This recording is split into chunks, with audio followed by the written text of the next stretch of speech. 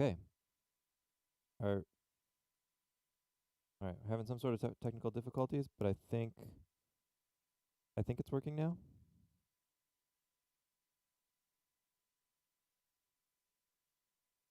Let's see.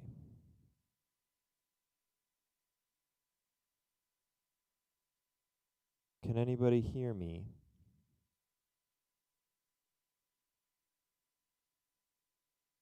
Am I indeed coming through yet? Oh, good morning, Maria. Okay, I'm going to take that as evidence that it is indeed working.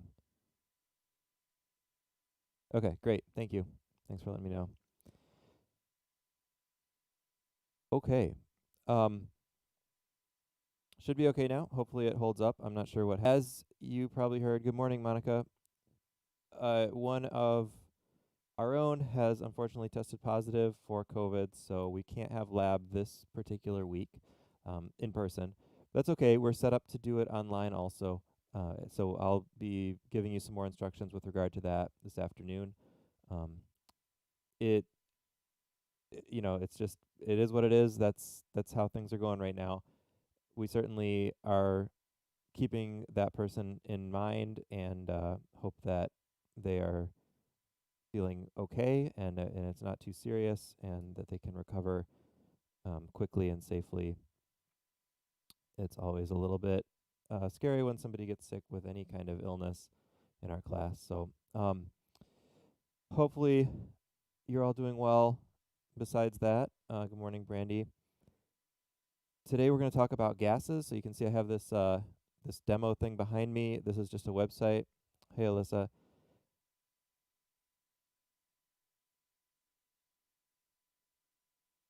Let me turn that thing off here, and then we'll get started.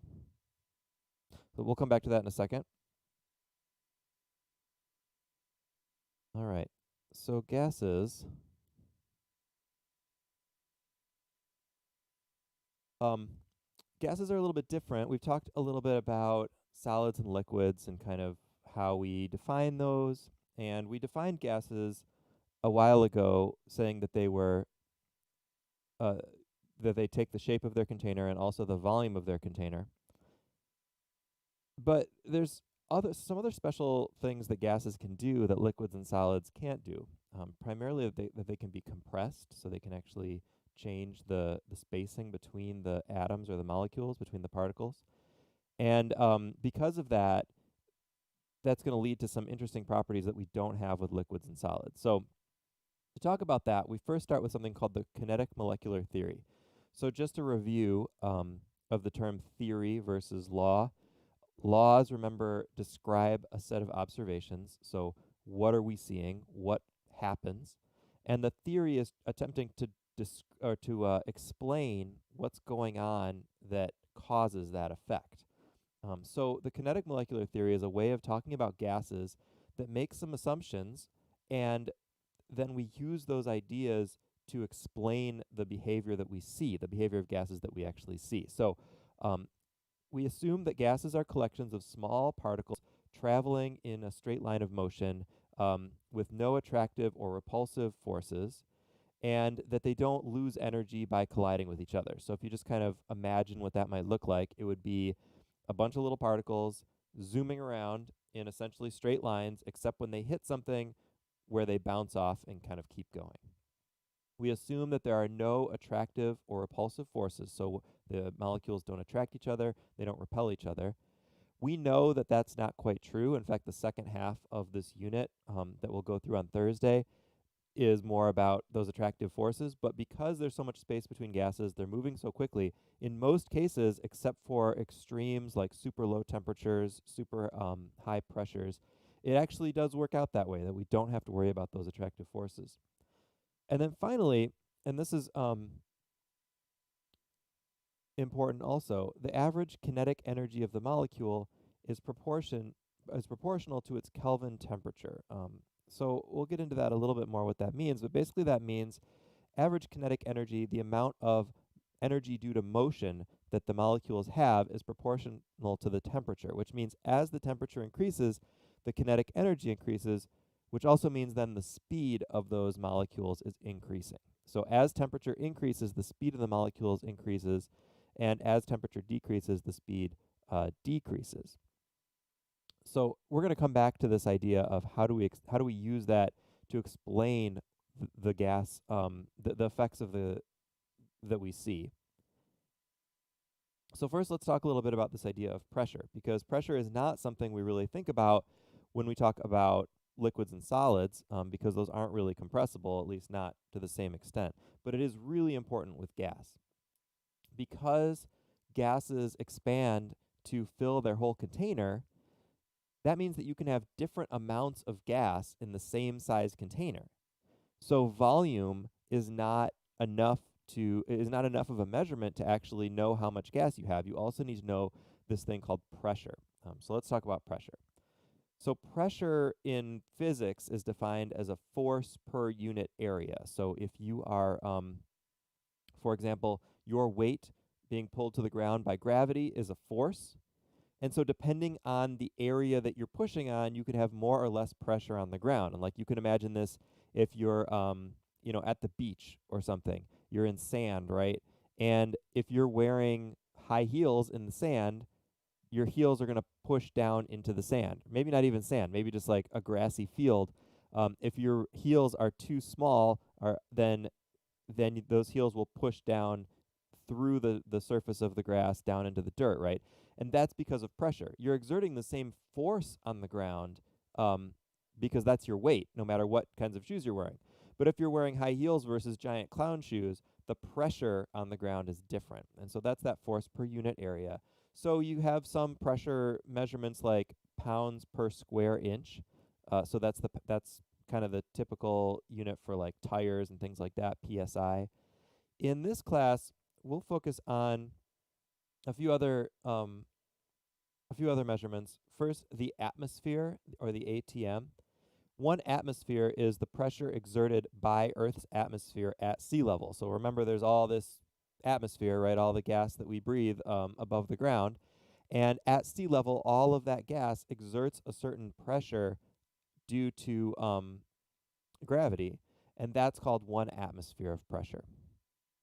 All right, that is also commonly expressed in a unit called torr, or millimeters of mercury. It's kind of a weird unit because you think millimeters is a length, but this comes from an instrument called a manometer that measures pressure. And I think there's a picture of it in the book. You have like a column of liquid mercury, and the atmosphere pushes on, or whatever you're trying to measure, pushes on. Sorry, did I say I meant barometer? It's a barometer, and it pushes on the mercury and then pushes it up the tube, and the distance up the tube is measured in millimeters. So that's where this millimeters of mercury comes from.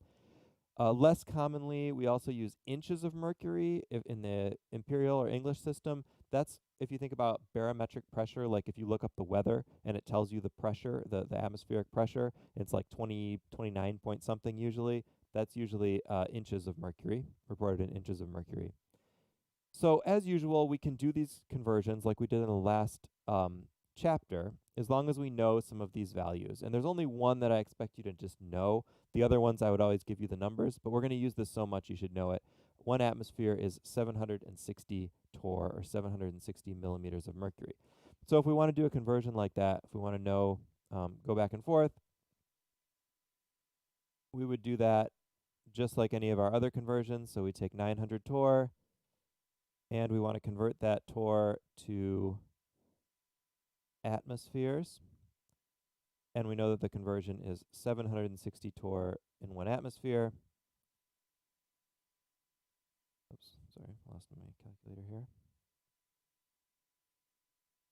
So I'd go 900 divided by 760, and that would be 1.18 atmospheres. All right, and there's another one you can do. This is reported in millimeters of mercury, but it's the same number. Okay. So we should also know that like we can use that as a standard baseline for what's happening with our gases. Standard pressure is 1 atmosphere, and standard temperature is 0 degrees C, or 273 kelvins. We will often be using the Kelvin scale when we talk about gases. And the reason for that is, remember we said up here, the average kinetic energy is proportional to the Kelvin temperature. Um, Celsius and Fahrenheit present some problems when we talk about it as a quantity because they go negative. So if we're saying like negative something degrees, that doesn't mean that there's negative amount of kinetic energy in our gas or something. That's just the scale. So with kelvins, it makes it like fits better with the other units. Like grams go 0 and up, liters go 0 and up, pressure, atmospheres. You can have negative pressure, but a gas isn't described as having negative pressure. So everything's 0 and up, and that way Kelvin can also be 0 and up. Or temperature can also be 0 and up. All right.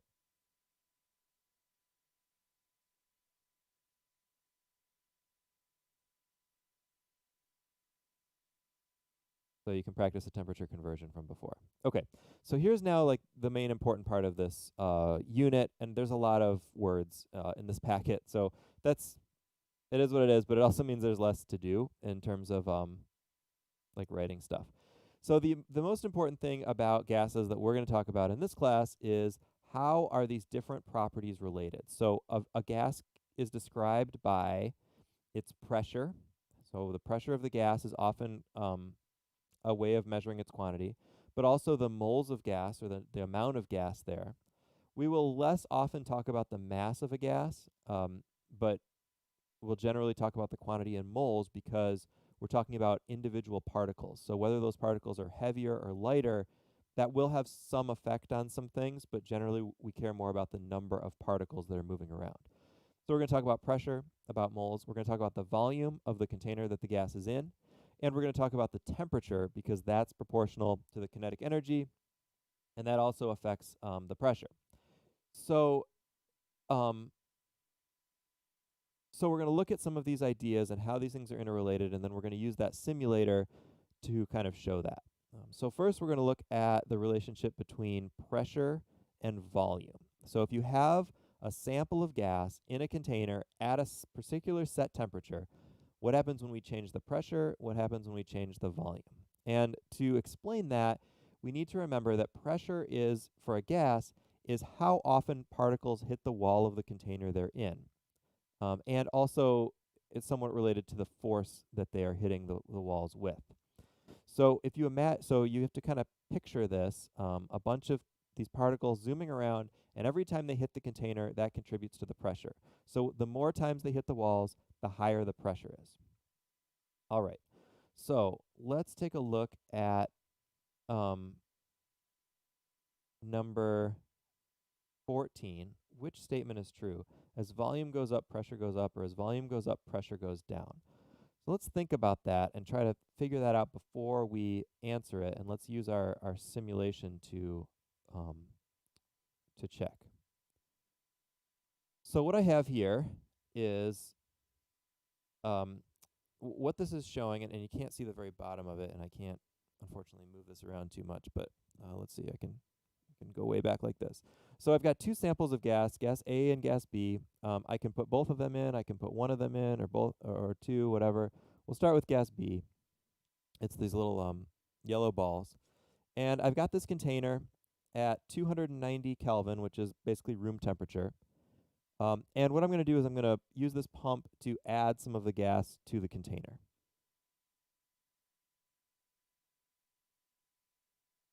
All right, so I've pumped this up, and I've got a 1,000-liter container of gas, and there's my gas molecules zooming about in their straight lines and bouncing off the walls of the container. Right now, I have the pressure measured at 1.43 atmospheres, right? So just over atmospheric pressure. Okay. So now let's look what happens if I decrease the volume. I have a little plunger, and I'm changing the volume, let's say down to, let's go to 500 liters. I can't hit it fast enough. All right, whatever. Anyway, we compressed that a little bit, and So what we're seeing actually is the pressure goes up. So the volume goes down, the container gets smaller, but the pressure is increasing. Right? And why is that? Well, think about what's happening with these little particles. They're zooming around at the same speed. This is a measure of the speed up here, and this is a measure of the kinetic energy. Those don't change. The speed doesn't change, but now they have less room to move around in. And so if they have less room to move around in, but they're going the same speed, they're going to be hitting the walls at a higher frequency more often. Hitting the walls more often means higher pressure. Right? So we compress this thing, and we have a higher pressure, greater pressure. All right, let's look at the opposite. What if we increase the pressure and allow the volume to change? So we're going to keep the same temperature, but we want to lower the pressure. All right, so the way we lower the pressure here is by, I think, opening this valve.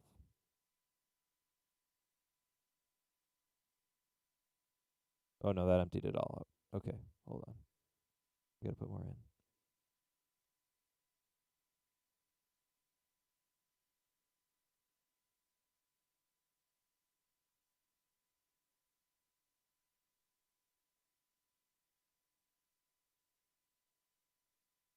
All right, so let's say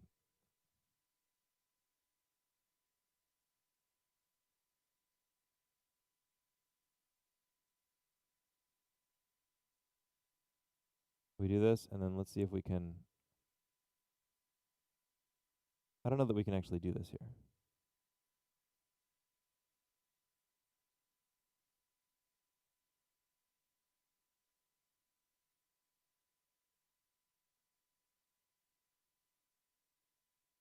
Let's try that again. Okay, so what I did there was I maintained the same pressure, but let some gas out. All right, so there isn't a good a good way to show that in this particular example.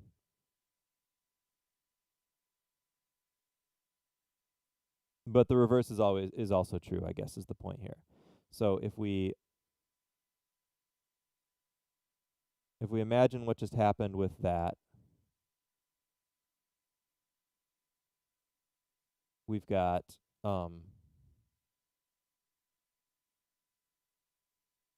volume going up and then pressure going down, or volume going down, pressure going up. So that means that these are inversely proportional. When one does one thing, the other does the opposite.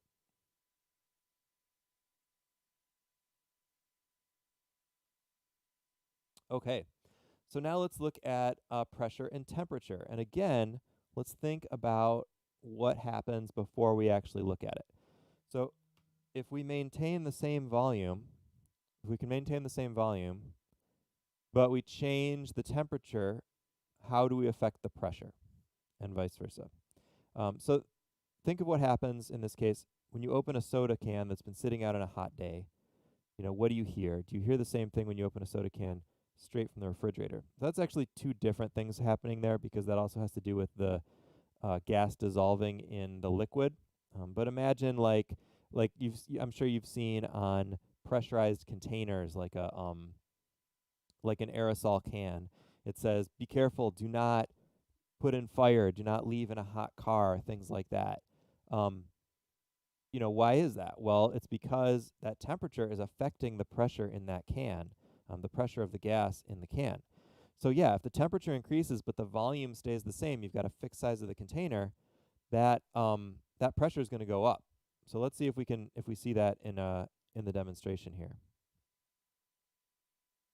So we've got our same sample of gas here. And this time I'm going to let that plunger now is fixed and it can't change. It can't change size. It's stuck there. But I'm going to heat this gas up, and then we're going to watch what happens to the pressure. So as I heat this thing up, notice the particles are now moving a lot faster, and the pressure has increased. See the speed up here? Remember that the Kelvin temperature is proportional to the kinetic energy, which is also then related to the velocity of the gas particles. So I'll cool that back down again, and you'll notice as I cool it, a few things happen.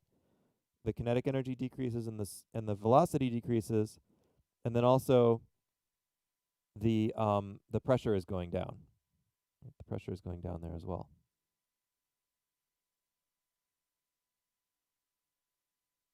Cool that some more. So we can cool it way down, getting close to this absolute zero, and now our gas particles are moving sort of comically slowly, but and now the pressure is extremely low, right? Much lower than that. And if we do get to go back into lab in person, I can show you a demonstration where we use some liquid nitrogen to cool a balloon, and you'll see it kind of collapse way down. All right. Are you guys having connection issues? It looks like my connection's going in and out here, and I don't know if that's me or if that's YouTube not getting my data, but it seems like my speed is fluctuating here.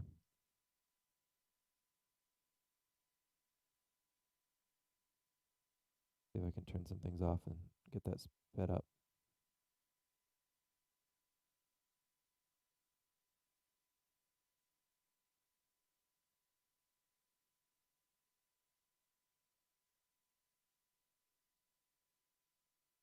It's like it'll be fine for a while, and then all of a sudden it slows down or something.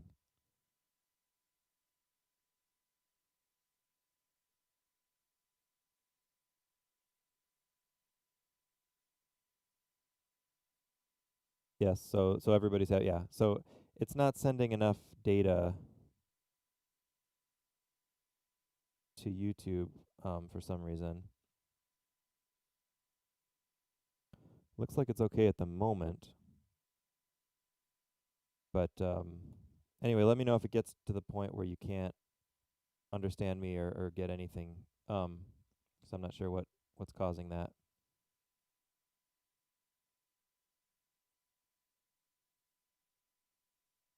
Okay. So so let's use that now to think about how we explain this thing from up here. Why does an aerosol can explode if thrown in a fire? So one thing is, well, so what we've just looked at is what we call the gas laws. Laws, remember, are sets of observations. So this is saying what's happening to the pressure when the temperature changes, or what happens to the pressure when the volume changes. Those are called the gas laws. It's just we just see it, right? You change the temperature, you see the pressure change. That's it. That doesn't explain why. So if we want to explain why, and this is for you also, if you get this if I'm asking you ever to explain why, simply stating a law is not an explanation, right? That's like saying, explain why the pressure goes up when the temperature goes up. You wouldn't answer that, well, the pressure goes up when the temperature goes up because the pressure goes up when the temperature goes up. That's not an explanation, right? The explanation is what's actually happening to the individual particles, to the gas molecules, that's causing that change. So when we think about an aerosol can exploding if thrown into a fire, we would say, well, the gas molecules are getting heated, and that makes them increase their kinetic energy and their speed. So they're moving faster. If they're moving faster, they're colliding with the walls of the container more often. And colliding with the walls of the container more often leads to an increase in pressure. And so if that pressure exceeds the capability of the structure of that can, then it will explode. So it's not just that pressure increases because temperature increases, it's what is causing that increase. And what is causing that increase is the change in motion of the particles. The particles are moving faster and hitting the walls more often. So that's what's causing that. All right.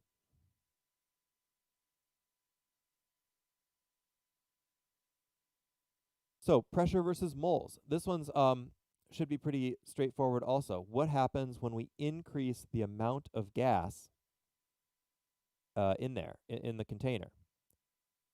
if we keep our volume constant, so once again, our volume is going to be constant, our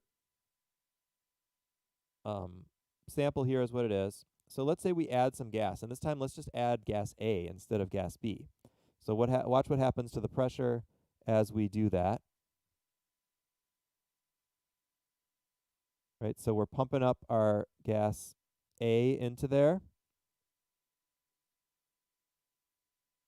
And now they're still moving super slowly, but you can see the pressure going up. Nothing else is changing. The temperature staying the same, the volume staying the same. But as we add more gas, the pressure goes up. And notice that I don't know if you can really see from this demo, but it doesn't matter if we add gas or A or B. Okay, we put all the gas that this simulation can handle in there. It doesn't matter which gas. Because we're talking about the number of particles and the number of collisions and moles of gas, it doesn't matter what that gas is. It actually doesn't affect these relationships. So the pressure increases no matter what kind of gas it is. It could be a super light helium gas. It could be a heavy xenon gas. It's still going to increase the pressure in the same way. And that's one thing that can be a little bit tricky to think about when we talk about gases is we just finished talking about moles and masses and all this stuff, and now we really are only concerned with the number of particles. So I think you can finish this up on your own. And then we put all this together in something called the ideal gas law, where we say that we can actually describe a gas by all of these properties together, and we can say that pressure is proportional to volume. Whoops. Volume. Look that up. Sorry, not volume. It's proportional to. Well, let's do this step by step. So we said pressure was inversely proportional to volume because as you increase the pressure, you decrease the volume, or what we did was we decreased the volume, which increased the pressure. Then it's directly proportional to temperature. You increase the temperature, you increase the pressure. And directly proportional to the number of moles. You increase the amount of gas, you increase the pressure. The reason we're using this little symbol, which means is proportional to instead of an equal sign, is because with an equal sign, it's really, we need a constant there to correct for the numbers. And we're not going to do those calculations in this class. But what that means is we can say that pressure is proportional to 1 over the volume times the temperature times the number of moles.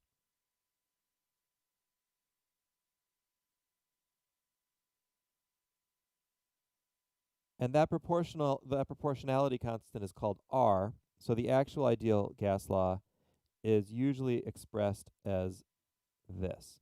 So we've got pressure, volume, moles, this constant R, and the temperature in Kelvin. And that means that if we know like 3 of these, we can always solve for the other one. So if we know the pressure and the volume and the temperature that a gas is at, we can calculate the number of moles. And if we know the number of moles and the pressure and the temperature, we can calculate the volume, and so on. Oh, so actually that's supposed to go down here, but that's fine. Why is mole n now instead of mole? Well, mole, MOL, is the units, and n is like the variable that represents that unit. Just like P is pressure, but the unit would be ATM or torr or PSI or something like that. So n could be moles in different units. It could be moles, it could be millimoles, it could be whatever. But that's just standing for the quantity of gas, the count of gas. All right. So these are these things that we've been talking about are actually named after some people, and I have some philosophical objections to naming things after people because science is a collaborative process and lots of people work on it, and I don't like the idea of attributing things to one particular person when clearly it was a collaborative process. But they've been known as these things for a long time, so you may want to. I won't test you on it, but you may want to know these terms. You can look them up in the book, and the properties that we've just been talking about can be sorted into these different categories of these laws. The important thing, though, the most important thing is that you know the relationships, so that you know what happens to the temperature if the pressure changes, what happens to the volume if the temperature changes, and so on. So that's what I really care about. Okay, so let's think about like what's happening in some different situations and how we can use the ideas of the gas laws to explain that. All right.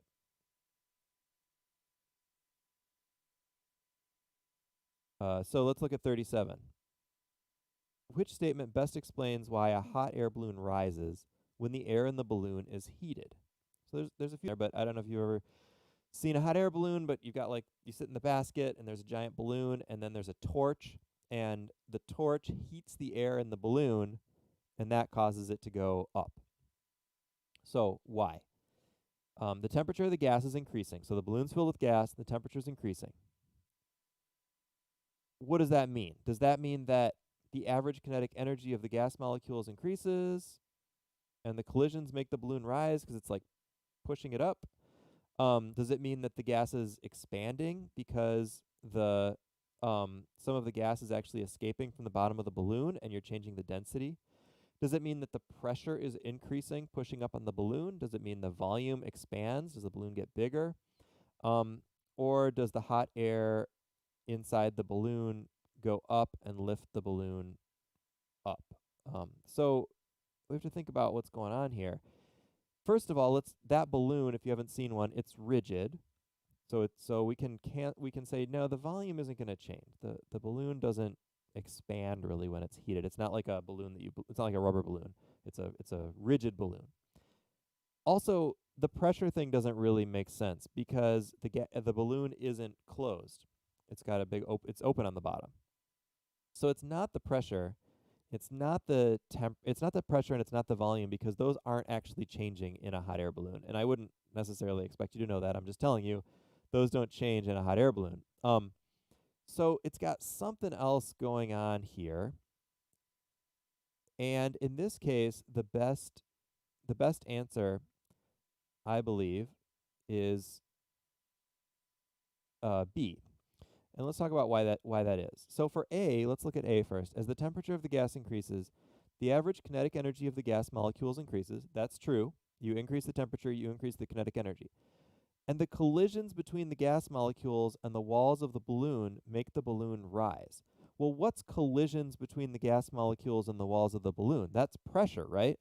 So this is essentially saying the same thing as C, that the temperature is increasing, which is increasing the collisions and increasing the pressure of the balloon. And that doesn't really make sense. It's not happening, first of all, because there's an opening in the bottom of the balloon. So we can't really increase the pressure because we don't have a closed system. And then secondly, anytime you have a multiple choice question and two of the answers are basically saying the same thing, then you know that neither of them can be right because it's multiple choice, right? So that leaves us to B and E. Both of these are somewhat reasonable. So we have to think about what's happening when we heat gas that is not in a fixed, where the pressure is not fixed. And the answer here is that the density of the gas actually is going to go down. And this is why hot air rises. Hot air contains fewer gas molecules per volume than cold air. So the density of hot air is lower. And so because the density is lower, the effect of gravity is not quite as much, and so it goes up. So in the hot air balloon, the gas is expanding when you heat it. So as you heat the gas without a fixed volume, let's go back to our simulator here.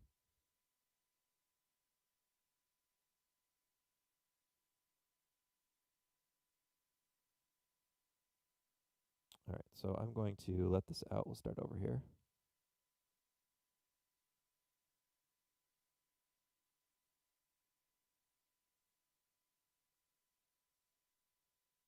Let some gas out. And let's heat it up a bit so we can, okay, we can get a good starting spot for our heat. Let's say like that. All right, so you see those things moving around? All right, now I'm going to unlock the volume. So what happens if we heat up the gas and we allow the volume to change? the volume changes, right? So the particles are moving faster, but the pressure is staying the same. And so that means that the volume had to change. The gas now takes up more space.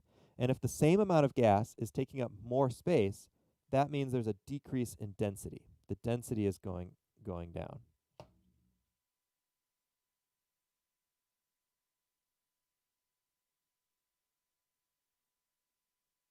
So in the case of a hot air balloon, the gas is expanding, the density is going down, some of the gas is coming out of the balloon, and now because there is less gas in the balloon, it can rise. It can rise up there. All right. So E is also true to a point. As the temperature of the gas increases, oh whoops, hold on, let me take off this thing. E is correct to a point. As the temperature of the gas increases, hot air rises inside the balloon. That's true, but I don't think that that's enough force to actually lift the balloon. I think it's that the balloon itself has less air in it um and can go up. Although now that I'm saying this out loud, I feel like I don't know enough about ballooning to be certain. So I would actually want to look that up because it may actually be E. A, C, and D don't make a lot of sense, but one of these two does. And my guess is it's B, but I guess I got to look up a little bit more about hot air ballooning.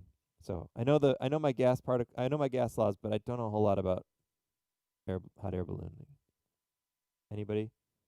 Any hot air balloon experts out there? All right. So let's take a look at a couple of these down here to finish up. Let's talk about breathing. What happens when you breathe?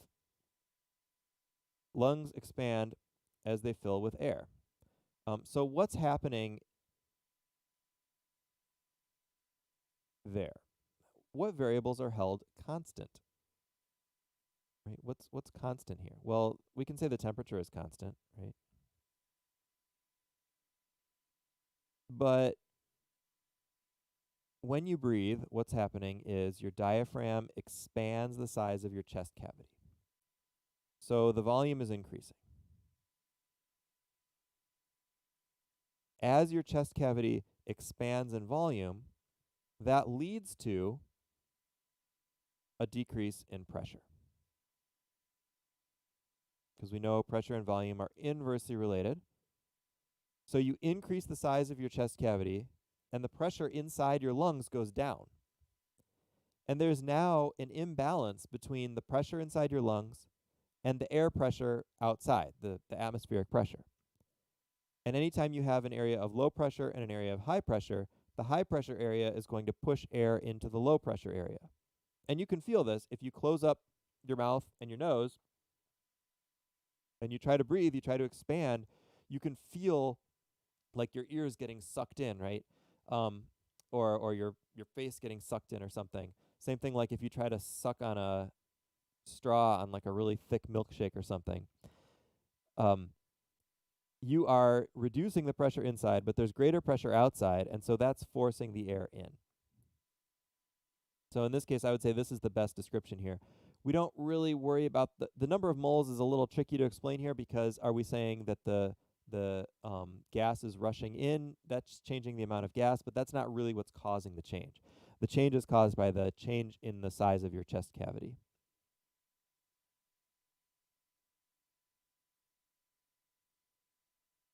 All right. So I'm not looking for a particular right answer in these, by the way, because some of them, depending on how you think about it, could be a little bit different. So for example, we always like to give examples. We talk about gases with tires because it's one of the places that we're most used to seeing pressures. We increase the pressure in the tire, and that corresponds to the amount of air in that tire. But there's really multiple things going on there because a flat tire takes up less space than an inflated tire. So that's really talking more about the volume, right? So this is really an issue of volume going down, leading to, or I'm sorry, it's the opposite effect, but it's less moles of gas leads to lower volume. But of course, we don't measure our tires in volume, we measure them in pressure. And so that's where things get a little bit tricky because a tire is not a constant volume or a constant pressure system. Actually, both pressure and volume are changing as you add um, more gas in there, or as you take more gas out if it's going flat.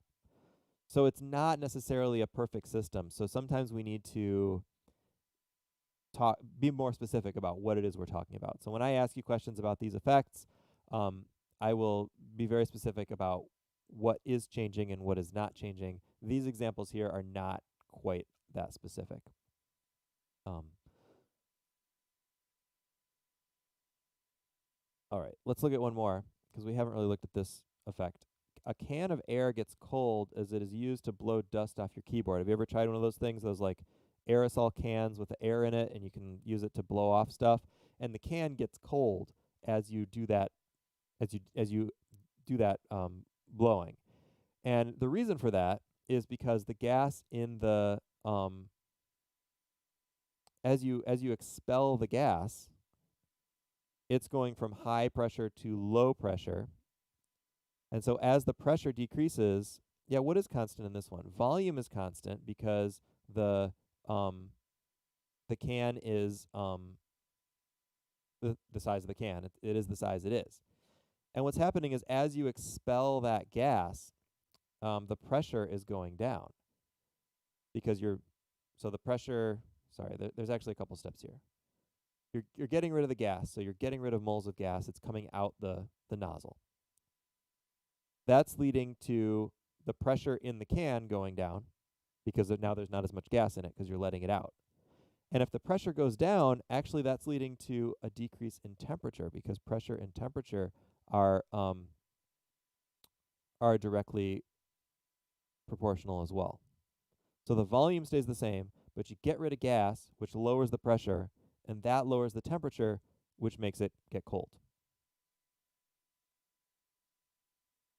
Oh, what's constant in the tire example? Temperature is really the only thing that's constant there because you're assuming that the tire is staying at the same temperature.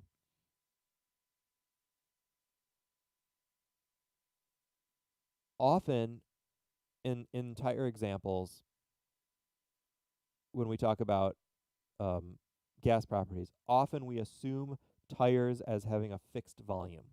Because when a tire is inflated, like your car tire, whether you have 25 psi, so that would be like a little bit low tire, versus up to like 35 psi, which is 35 or 36 is usually a standard tire pressure. There's not much of a change of volume there, which is why it's important to check your tire pressure because you can't see, unless it's really flat, you can't really see that it's flat because it hasn't changed volume system. And the only things that's changing is the amount of air, the moles, and the pressure. But amount of air, the moles, and the pressure. But wasn't clear, so I would say both things. When you talk about a really flat tire, like it's actually gone flat, well, that's a decrease in volume because you can see that it now takes up less space. So these are not meant to be super obvious and meant for you to think about what's happening in these systems, and there may be some different ways of interpreting them. But if you have questions or you're not sure how one of these works or what you got and if that makes sense, just ask because that ideally bring that back to class on Thursday night, and we can kind of go through some and talk about it a little bit more to make sure everybody's got them straight. You can also play with this simulator. This is the University of Texas gas loss simulation. If you just search for gas loss simulator, you'll find it, and you can use that as well. I think there's a couple others out there too that would do the same thing. All right. So that is gases and gas laws. Yeah, it's not a closed system, but it could be depending on the example. In this case, it's a flat tire, so we're assuming that a bunch of the gas is leaving.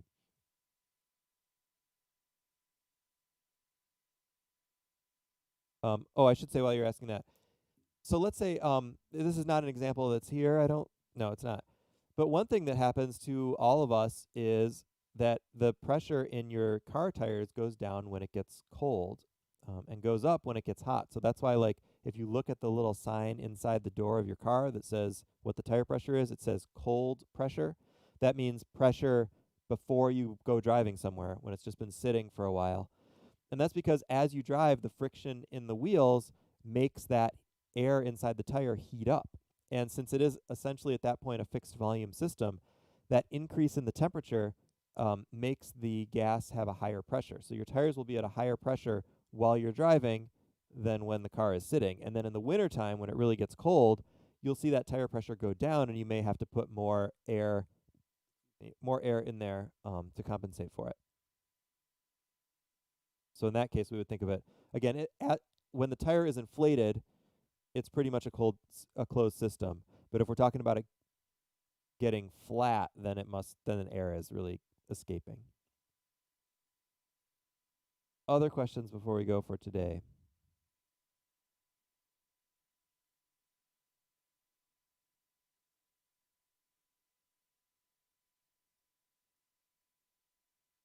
No, no, we are not attending lab tomorrow. So I just sent an announcement out on Blackboard maybe like 20 minutes before we started this morning. We cannot we can't go in the room tomorrow. So we will meet. I think what's going to happen is we're just going to do this particular lab online. So there's like videos and stuff you can see in the report. It was kind of planned for that anyway. Um, rather than try to figure out a way to make it up. I want to, if we do have makeup days like around Thanksgiving, I really want to save that for people who had to miss lab and need to make stuff up. So we should be able to do this online. There's just no lab this week, and we'll meet back in 2 weeks. The group, the other half of the group, the BO4 section, assuming everything is fine, will be in lab next week. But the cases are rising everywhere right now, and especially around here. It's really getting. I mean, there are like, I think there are 3 different labs just in chemistry closed right now because of positive cases. So I wouldn't be surprised if we move fully online for a while. But if not, then we will still. At this point, we're still planning on doing lab next week for the DINs.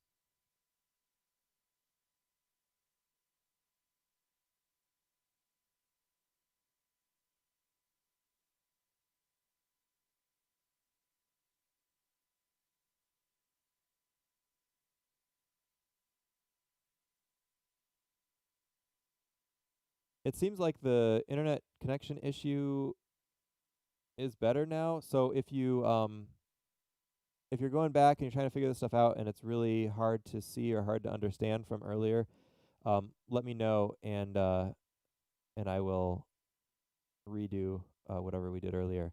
Yeah, it was in our group. I mean, the actual risk to us is extremely low because this person, we were, of course, the BO3 group, we were all together on what, 2 weeks ago, so the 7th, October 7th, and this person just tested positive, I think yesterday. So, like the fact that, or the likelihood that anybody was contagious 2 weeks ago is low. We're spaced out in lab. We're not getting close to each other. We've got ventilation going through the hoods. So I think the actual chance of exposure is extremely low. But we have to take precautions, and we definitely want to be as safe as we can, and we can move this online. So we're moving it online for tomorrow just to be safe, and hopefully everything will be fine.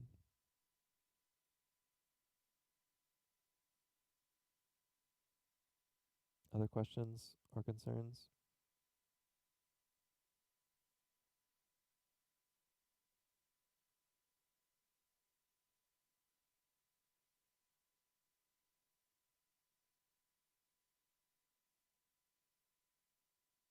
Yes, we were far apart from each other.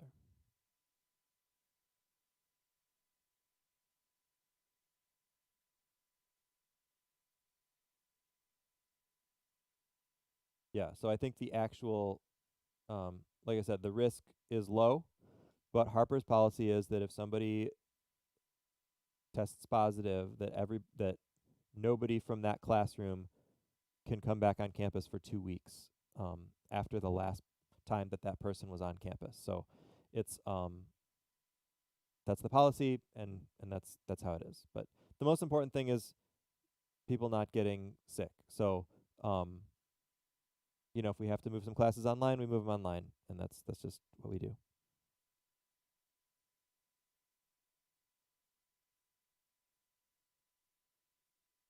Any other questions?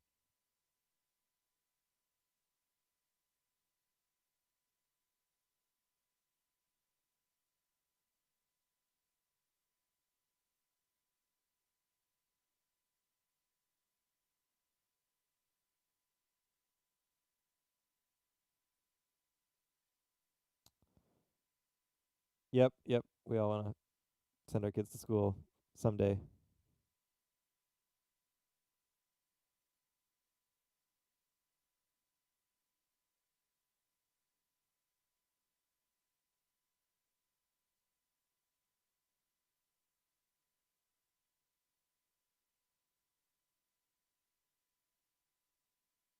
All right. Well, I will be around if you all need help with homework or whatever.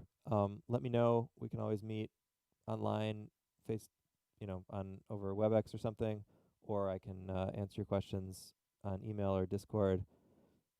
Everybody, stay safe and be careful, and hopefully we'll get to see each other again soon. So, bye.